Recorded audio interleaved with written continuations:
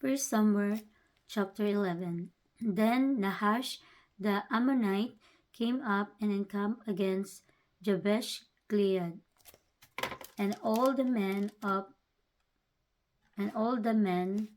of Jabez said unto Nahash, Make covenant with us, and we will serve thee. And Nahash the Ammonite answered them, On this condition will I make a covenant with you, that I may thrust out all your right eyes, and lay it for a reproach upon all Israel. And the elders of Jabez said unto him, Give us 7 days respite, that we may send messengers unto all the coasts of Israel, and then, if there be no man to save us, we will come out to thee. Then came the messengers to Gibeah of Saul, and told the tidings in the ears of the people, and all the people lifted up their voices and wept. And behold, Saul came after the herd out of the field, and Saul said, What aileth the people that they weep? And they told him the tidings of the men of Jabesh. And the Spirit of God came upon Saul when he heard those things, and his anger was kindled greatly.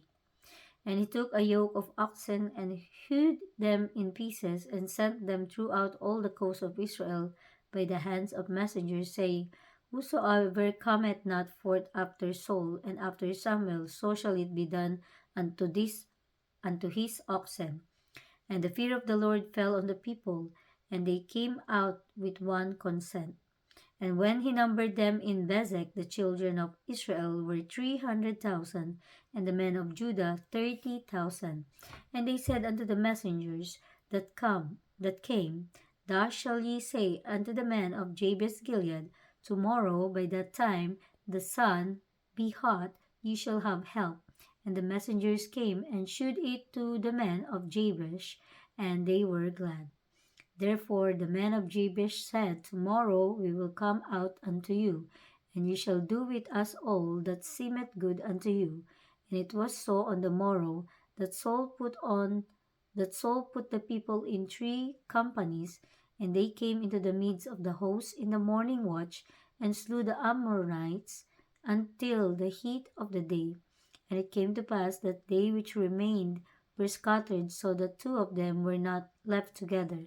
And the people said unto Samuel, Who is he that said, Shall Saul reign over us? Bring the men, that we may put them to death. And Saul said, There shall not a man be put to death this day, for today the Lord hath wrought salvation in Israel.